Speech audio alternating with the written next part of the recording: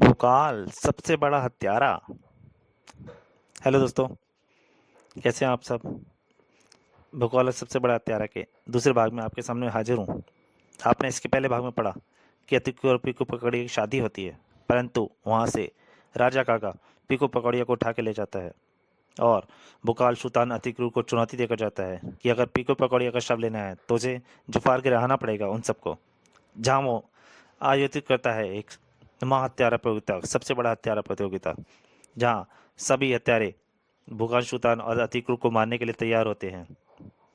वहाँ एक एक करके भोकाल सुल्तान और अतिक्रू का अलग अलग हथियारों से सामना होता है, जिसमें कंटाक अतिक्रू को घायल कर देता है और बेहोश करके अपने साथ लेके चल देता है। उधर सुल्तान का सामना पाशालू से होता है। पाशालू जो एक मृत प्राणी होता है। अब उसके आगे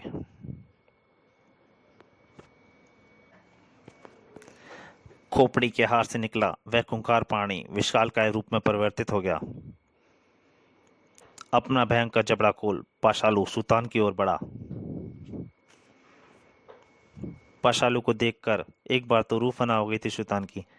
अरे बाप रे, इतने बड़े दंदे को कैसे बच पाऊंगा मैं। फिर उसने पाशालू को प्रयोग किया सम्मोहिनी। अगर यह मेरे सम्मोह में फंस गया तो पहले इससे इस खोपड़ी की खोपड़ी तुड़वाऊंगा। किंतु पाशाला के मुंह से भयंकर अग्नि निकली। आह उफ उफ। इसके साथ ही पंजा दबाकर लपक लिया पाशालू ने सुल्तान को। ओह, और गूंज उठा खोपड़ी का ठहाका। हा, समोनी विद्या के बादशाह, यह पाशालू मेरे दिमाग के निर्देशों से चल रहा है, अन्यथा तो यह एक निर्जीव प्राणी है। तब आया समझ में कारण सुल्तान को अपनी असफलता का। ओह, तभी इसकी आंखें मुर्दा सी नजर आ रही थी, इसलिए मेरे सम्मोहन पर इस पर कोई असर नहीं हुआ। तभी पाशालू का दूसरा पुंजा घूमा और उस पंजे का प्रहार हुआ सुल्तान के सर पर। आ और उस प्रहार से सुल्तान को बेदम होकर हो गया बेहोश। जीत की खुशी में फूल कर कुप्पा हुआ खोपड़ी चल पड़ा अन्य दो की तलाश में। अब बाकी को भी पालूं तो बन जाऊंगा महाहत्यारा। धरती पर पड़ती धमक, धम धम धम, और हवा में गूंजती तलवारों की सन्नाट साए साए जो सनसनी पैदा कर रही थी। इसका मतलब था सिंघाड़ा। कछुए के ऊपर नजर आया सिंघाड़ा।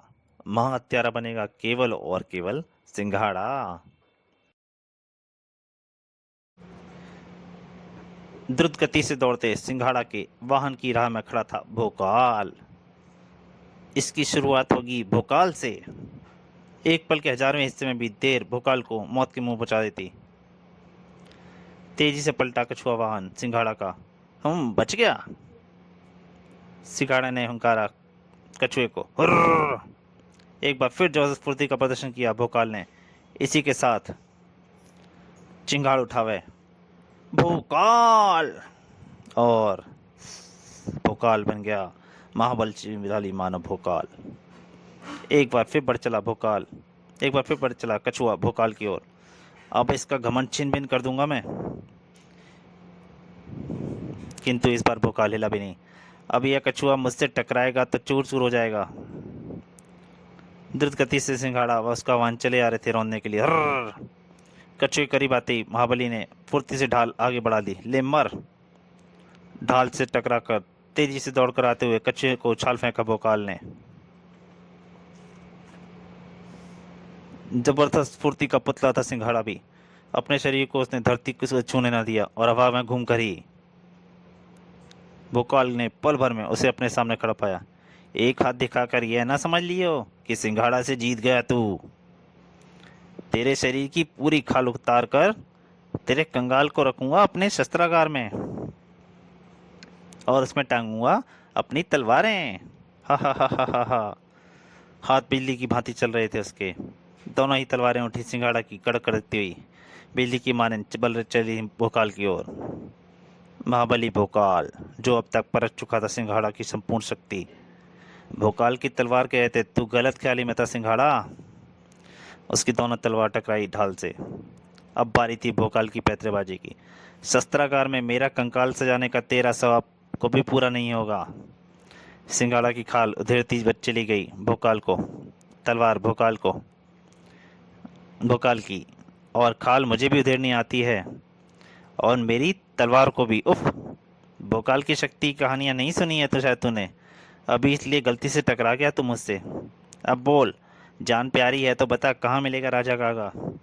गर्दन से टिकी मौत के पश्चात भी मुस्कुरा रहा था सिंघाड़ा, क्योंकि मुंह से एक तेज बत्ती का स्वर निकला उसके, और आसमान में प्रकट हुआ एक वायुयान। हुबू हुबू हुबू, देखते ही देखते कूद पड़े वे सभी योद्धा धरती पर। हुबू हुबू, यान हो गया गायब, घेर लिया था भोकाल को। हुबू हुबू, अगले ही पगल भोकाल अपने प्रश्नों का उत्तर जानने कैद में फंसा पड़ा था। हा हा हा, क्यों माली महाबली, अब क्या विचार है। उठाकर ले चले वे सेवक सिंघाड़ा के महाबली भोकाल को। अब मैं शैतान अतिक्रूर को भी ढूंढ लूं, वे इकट्ठा राजा कागा के सामने ले जाकर मारूंगा तीनों को। कंटाक ने देखा वह है तंगे दृश्य। नहीं, ये क्या, नहीं, मैं ऐसा नहीं होने दूंगा। आश्चर्य जड़ रह गए खोपड़ी के। नहीं, यह कैसे हो गया, मेरे अलावा ऐसा कोई कर ही नहीं सकता। चकित तो खड़ा था सिंघाड़ा भी। मेरे रहते ऐसा कदापि नहीं होगा, महाहत्यारा केवल मैं ही बनूंगा। तीनों ही यह देखकर दंग थे कि एक शिकार तीनों के हाथ लग चुका था। महाहत्यारा बनने के लिए मुझे तुमसे यह शिकार छीनने होंगे। दांत किटकिटाए कंटाक ने, और फूंकार लगाई चौपड़ी ने भी। इस काम के लिए तो तुम्हारी भी हत्या करने को तैयार हूं। मैं भी कौन सा पीछे हूं। महाहत्यारा के लिए होगा महासंग्राम। सिंघाड़ा तैयार हुआ महासंग्राम के लिए। हुबू हुबू, राजा कागा को तोहफे में दूंगा खोपड़ी और कंटाक की गर्दन भी। हुबू। खोपड़ी ने भयंकर जीप को थपथपाया तो कंटाक ने भी मन ही मन अपनी गुप्त शक्ति को सराहा। महासंग्राम वो महाहत्यारा की उपाधि मैं ही जीतूंगा, खून की नदियां बहा दूंगा मैं। तो दोस्तों, क्या हुआ नतीजा इस महासंग्राम का। क्या राजा कागा को मिली गर्दन भोकाल सुल्तान और अतिक्रूर की। क्या भोकाल सुल्तान अतिक्रूर पीकू पकौड़िया का शव ला सके। यह सब जानने के लिए पढ़ें अगले अंक का पीकू पकौड़िया। तो दोस्तों, इस कहानी का ये अंक से यही समाप्त होता है, सबसे बड़ा हत्यारा का। अगर आपको अच्छा लगा हो प्लीज़ लाइक कीजिए, हो सके तो शेयर कीजिए। और हाँ, मैं भी आपसे एक ही प्रार्थना है, बेल आइकन नोटिफिकेशन ऑन करना जरूर मत भूलिए बिल्कुल, क्योंकि जो भी नई कॉमिक डलेगी वो आपको सबसे पहले मिल जाएगी, इसलिए नोटिफिकेशन ज़रूर ऑन कीजिए। धन्यवाद।